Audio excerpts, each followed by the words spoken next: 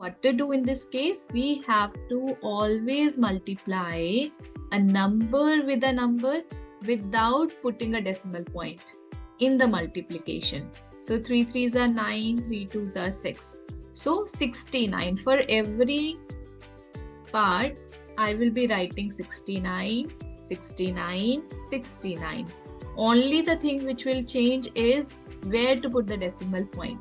So in the first question, if you will see, there is only one digit after the decimal point. So in the answer also there should be one digit after the decimal point.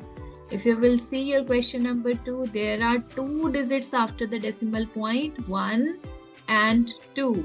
So I will be putting here the decimal point so that after the decimal point I should have 2 digits. Now in this question, if you will see, we have 3 digits after the decimal point. This is the first digit, second digit, third digit. So that means in the answer also there should be 3 digits after the decimal point. This is my first digit, second digit, third digit I don't have. So I'll put a 0 and then I'll put a point.